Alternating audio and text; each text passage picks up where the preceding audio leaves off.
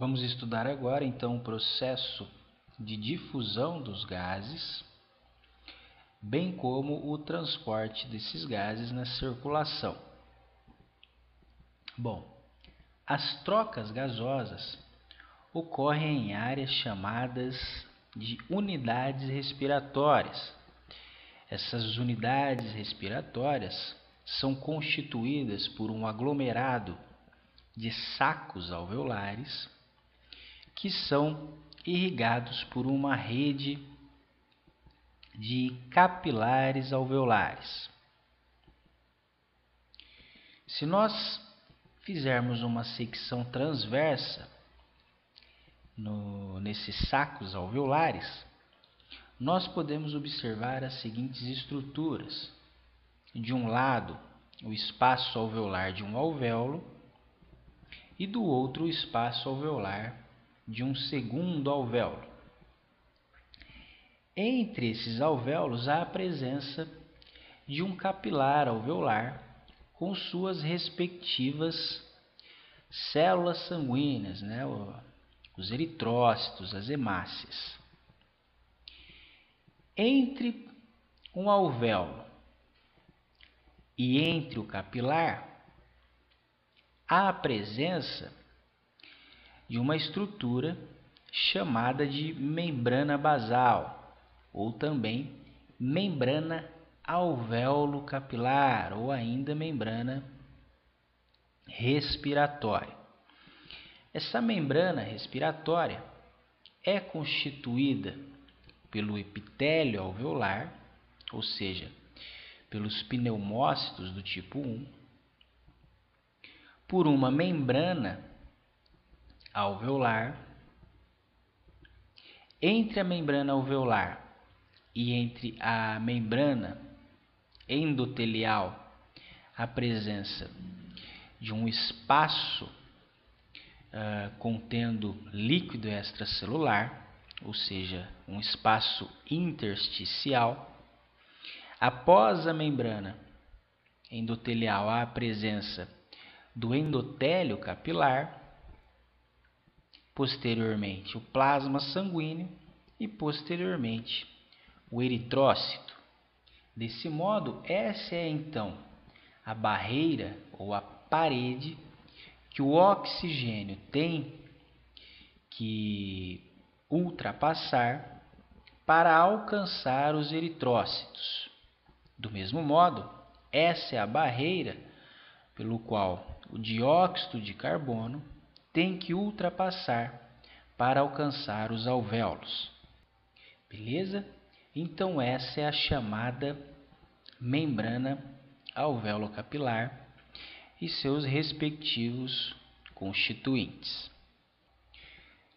Se nós analisarmos a respectiva figura, nós temos aqui uma parede representando o que seria a membrana alvéolo-capilar.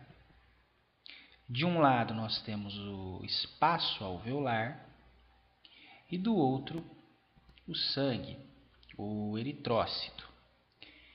A difusão de um gás é então um processo onde o qual a transferência líquida de moléculas ocorre de uma área em que o gás exerce uma alta pressão, como por exemplo nos alvéolos, onde a pressão do oxigênio é de 104 milímetros de mercúrio, onde então a transferência desse gás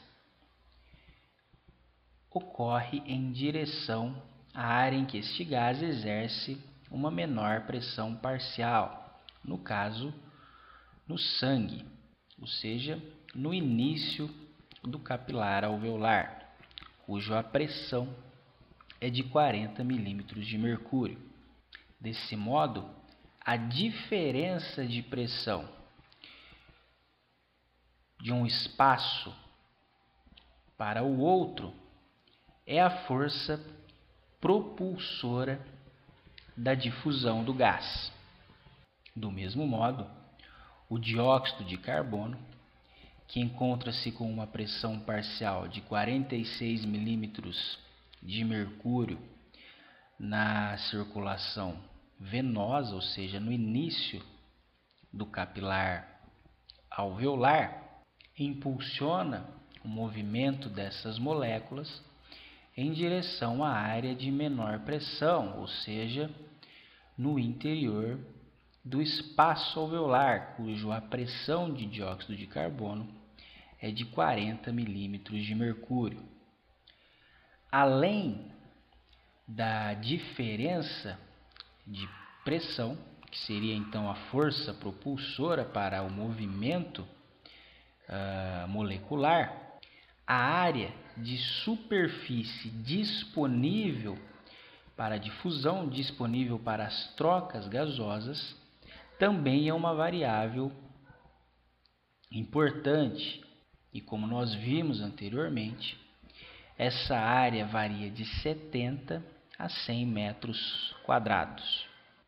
E além da área de superfície disponível para as trocas gasosas, outra variável importante para o processo de difusão é a espessura da membrana alvéolo capilar, ou seja, a difusão é mais eficiente com uma membrana fina e menos eficiente com uma membrana mais espessa. Desse modo, então, os fatores que determinam a difusão podem ser descritos pela lei de Fick, onde o volume de gás difundido é igual à área de superfície disponível para a difusão, multiplicado pelo coeficiente de difusão, multiplicado pela diferença de pressão entre um meio e outro. O resultado dessa equação é então dividido pela espessura da membrana, ou seja, o volume de gás que se move por unidade de tempo pela membrana respiratória é diretamente proporcional à área da barreira, à difusidade do gás e à diferença de concentração entre os dois lados, e é inversamente proporcional à espessura da barreira, a espessura da membrana alvéolo capilar. Geralmente essa espessura varia de 0,2 a 0,5 micrômetros. A difusidade depende da densidade e da solubilidade do gás. Nesse sentido, apesar do oxigênio ser uma molécula menor e menos densa que a molécula de dióxido de carbono, a molécula de dióxido de carbono apresenta uma maior solubilidade e uma melhor velocidade de difusão quando comparado ao oxigênio, sendo essa velocidade de difusão 20 vezes maior que a velocidade do oxigênio. Vamos analisar o respectivo gráfico para entender melhor. Bom, temos então nesse gráfico o tempo gasto pelo sangue nos capilares alveolares para completar a sua passagem pelos alvéolos. Esse tempo é então de 0,75 segundos. Desse modo, então, 0 representa o início do capilar, quando o sangue ainda é venoso, e 75 o final do capilar, quando o sangue já foi oxigenado. Essa linha horizontal superior representa a pressão parcial do oxigênio no interior dos alvéolos, ou seja, essa pressão é igual a 100 milímetros de mercúrio, ou 104 milímetros de mercúrio, algo muito próximo a isso. E no início do capilar, a pressão do oxigênio é de então 40 milímetros de mercúrio, ou seja, uma pressão inferior à dos alvéolos.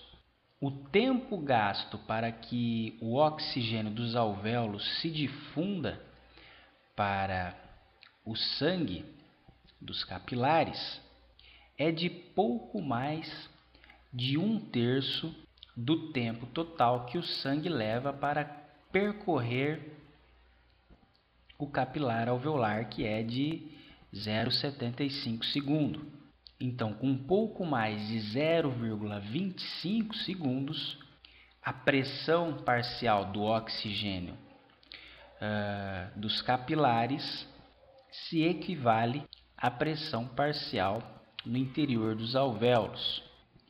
Agora, se existir um aumento do espaço entre o alvéolo e o capilar, ou seja, um aumento da espessura da membrana alvéolo-capilar, essa difusão é prejudicada, de modo que o 0,75 segundo que o sangue leva para percorrer o capilar torna-se insuficiente para que a difusão do gás alveolar ocorra e a pressão parcial de oxigênio dos capilares se equivalha à pressão parcial de oxigênio alveolar, ou seja, o aumento da espessura prejudica a difusão, ou seja,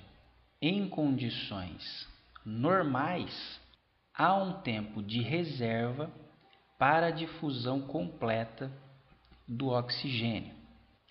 Outro dado importante é que durante o exercício intenso, o tempo em que o sangue leva para percorrer o capilar alveolar encurta, diminuindo assim de 0,75 segundo para 0,25 segundos. Ou seja, esse tempo é encurtado em 2/3. Bom, mas aí você pergunta, então o exercício não prejudica o processo de difusão, uma vez que ele reduz o tempo gasto pelo sangue para percorrer o capilar? Bom, a resposta é não. Em condições fisiológicas, muito embora esse tempo seja encurtado, há também um aumento da área de superfície disponível para as trocas gasosas. Isso porque há também um maior recrutamento de capilares alveolares de outros segmentos dos pulmões. Ou seja, esse tempo encurtado é compensado por um maior recrutamento de capilares alveolares. Bom, do mesmo modo, nós podemos analisar a difusão do dióxido de carbono. Temos aqui, então, o tempo gasto para o sangue percorrer o capilar alveolar. Então, início do capilar e final do capilar. Temos agora inferiormente uma linha horizontal representando a pressão parcial do dióxido de carbono no interior dos alvéolos, sendo esta igual a 40 milímetros de mercúrio, enquanto a pressão parcial do dióxido de carbono no início do capilar é de aproximadamente 46 milímetros de mercúrio. Desse modo, o tempo gasto para a difusão do dióxido de carbono do sangue para os alvéolos é de pouco mais de 0,25 segundo. Você percebe que nesse ponto a pressão parcial de dióxido de carbono no sangue se equivale à pressão parcial de dióxido de carbono alveolar. Bom, mas aí então você pergunta, se a velocidade de difusão do dióxido de carbono é 20 vezes maior que a velocidade de difusão do oxigênio, por que então isso não se reflete no tempo gasto para a difusão do dióxido de carbono entre o capilar alveolar e os alvéolos. Bom, aqui você tem que considerar o seguinte: a diferença entre a pressão parcial do dióxido de carbono no sangue e da pressão de dióxido de carbono nos alvéolos é de apenas 5 milímetros de mercúrio, enquanto a diferença de pressão do oxigênio entre o sangue e os alvéolos é de 60 milímetros de mercúrio, ou seja, a força propulsora do dióxido de carbono é menor do que a força propulsora do oxigênio.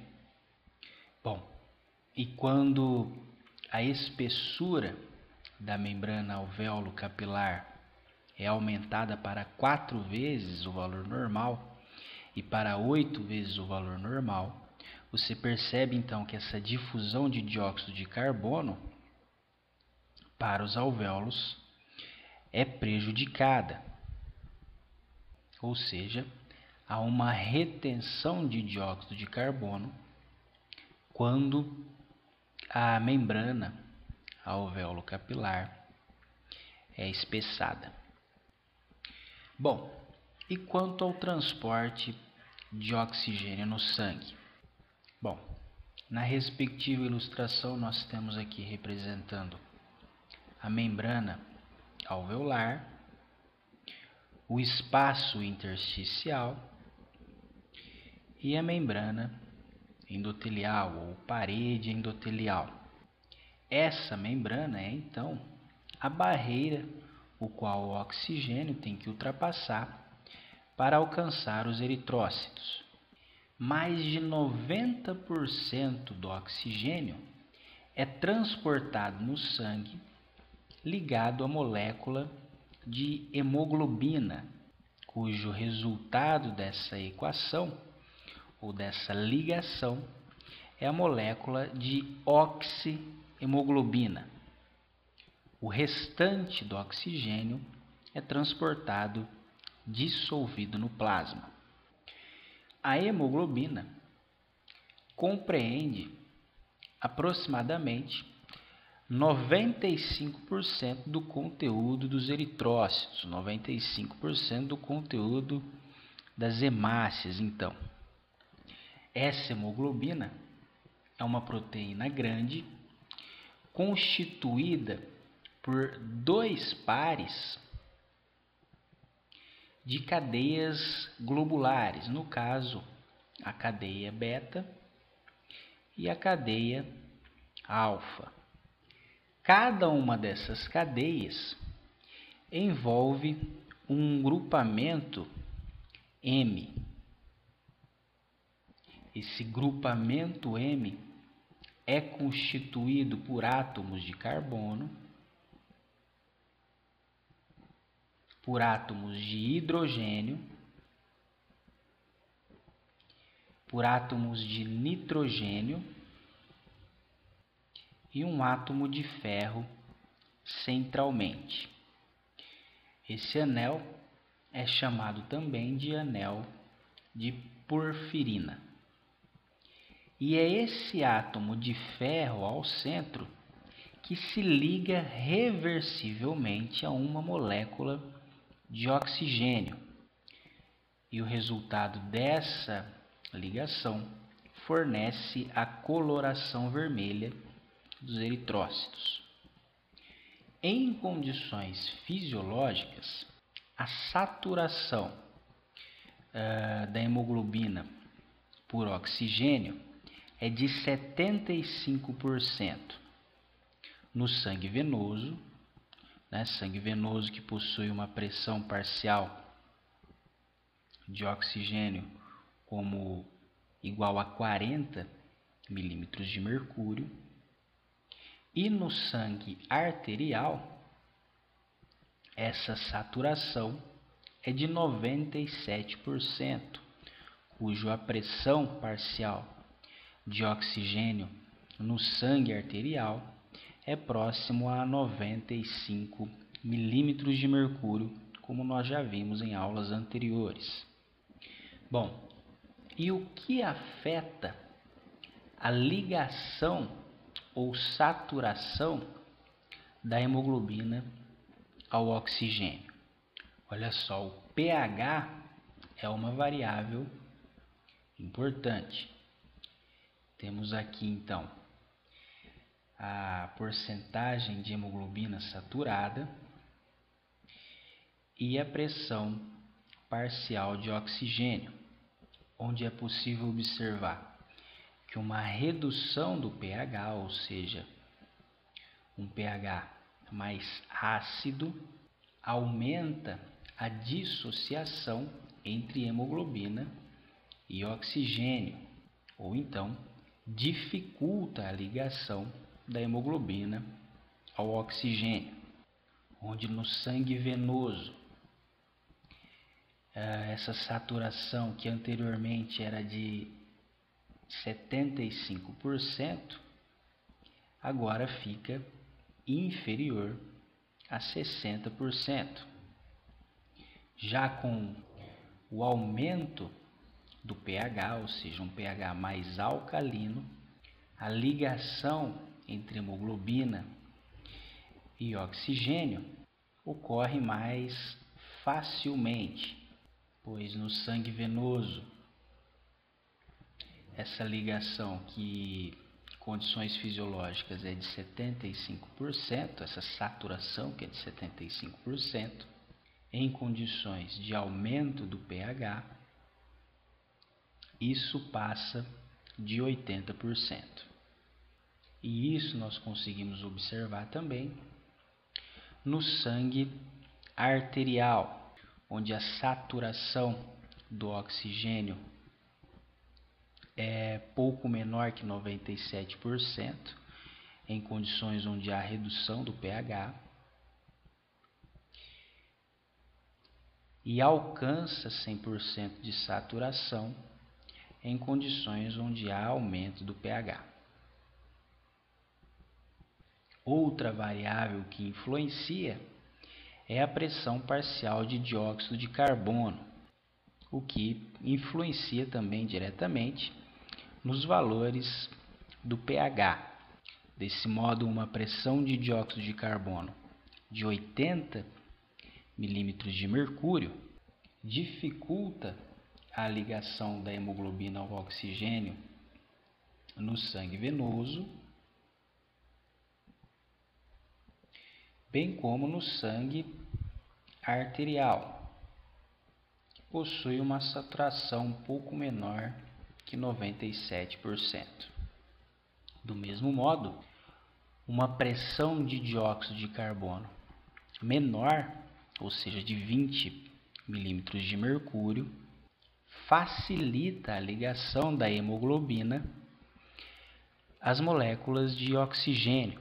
Desse modo, no sangue venoso, a saturação é próxima a 80%, enquanto em condições normais é de 75%. Enquanto no sangue arterial, essa saturação chega próximo a 100%. Esse estímulo de dissociação entre o oxigênio e a hemoglobina, que se dá em função do pH, é chamado de efeito de Bohr. Outra variável que afeta a saturação da hemoglobina ao oxigênio é a temperatura, onde temperaturas elevadas aumentam a dissociação entre hemoglobina e oxigênio. Como nós podemos observar, o sangue venoso, essa saturação é menor que 40%.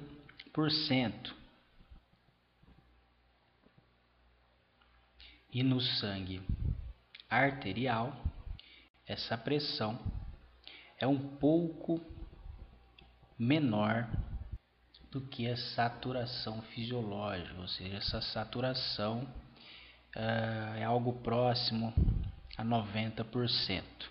Já quando a temperatura é menor, a dissociação de oxigênio e hemoglobina é diminuída, ou seja, há uma maior afinidade entre hemoglobina e oxigênio. Desse modo, no sangue venoso, essa saturação já alcançaria 100%. Além disso, o oxigênio é mais solúvel no plasma em baixas temperaturas. Uma outra variável que influencia na curva de dissociação entre oxigênio e hemoglobina é o bifosfoglicerato, né? Lembra que esse bifosfoglicerato é um produto da glicólise. Nos eritrócitos, este se liga à molécula de hemoglobina, diminuindo a afinidade entre oxigênio e hemoglobina. Desse modo, altas concentrações dessa molécula no eritrócito dificultam a ligação entre oxigênio e hemoglobina, ou seja, dificultam a saturação da hemoglobina pelo oxigênio, enquanto baixas concentrações dessa molécula no eritrócito melhoram a ligação entre oxigênio e hemoglobina. Em condições de hipoxia crônica, ou seja, um aumento da glicólise, há uma maior produção do bifosfoglicerato, o que consequentemente acaba influenciando na saturação da hemoglobina. Bom, mas e o transporte do dióxido de carbono? Bom, o metabolismo celular então produz constantemente dióxido de carbono. Este se difunde para a circulação, onde é transportado até os pulmões. 7% do dióxido de carbono é transportado dissolvido no plasma. 23% é transportado ligado à hemoglobina, formando assim a molécula de carbaminohemoglobina, ou também carboxihemoglobina, e 70% é transportado sob forma de ânions de bicarbonato. Bom, o dióxido de carbono no interior do eritrócito reage com moléculas de água que, na presença da enzima anidrase carbônica, forma o ácido carbônico. Esse ácido carbônico posteriormente se dissocia, formando um hidrogênio, um próton de hidrogênio e um ânion de bicarbonato. Esse hidrogênio livre se liga também à molécula de hemoglobina, que funciona como um tampão, e o bicarbonato é movido por um antiportador bicarbonato cloreto para fora da célula, para o plasma. Essa troca entre bicarbonato e cloreto mantém uma eletroneutralidade do eritrócito. Esse processo é chamado de desvio do cloreto. Ao contrário do oxigênio, que se liga às moléculas de ferro ou aos átomos de ferro do grupamento M da hemoglobina, o dióxido de carbono se liga ao grupo amino ou terminal amino das proteínas que constituem as cadeias globulares. Desse modo, as moléculas de dióxido de carbono e oxigênio não competem pelos mesmos locais de ligação. Bom, o oposto do efeito de Born é o efeito de Haldane. Nesse efeito, a dissociação entre oxigênio e hemoglobina, ou a desoxihemoglobina, melhora a capacidade de transporte do dióxido de carbono. Bom, temos aqui o conteúdo de dióxido de carbono em 100 ml de sangue e no eixo horizontal a pressão parcial de dióxido de carbono. Então, no sangue venoso, onde a pressão de dióxido de carbono é de 40 milímetros de mercúrio, ou melhor, 40 milímetros de mercúrio é a pressão de dióxido de carbono no sangue arterial. Nessas condições, onde então a saturação de oxigênio, a hemoglobina, é de 97,5%, o conteúdo de dióxido de carbono é próximo a 45%. Já quando a saturação de hemoglobina ao oxigênio diminui para 70%, ou seja, nesse momento o oxigênio está deixando o sangue arterial e se movendo para as células periféricas, e o dióxido de carbono se move agora para o sangue venoso, ficando assim com uma pressão parcial de 46 milímetros de mercúrio, a capacidade ou o conteúdo de dióxido de carbono em 100 ml de sangue aumenta para pouco mais de 50%. E quando essa saturação entre oxigênio e hemoglobina diminui para 0%, ou seja, um valor nulo, o conteúdo de dióxido de carbono no sangue aumenta para valores acima de 60%. Desse modo, então, a desoxihemoglobina melhora a capacidade de transporte do dióxido de carbono. Essa aula você pode estudar pelas seguintes referências.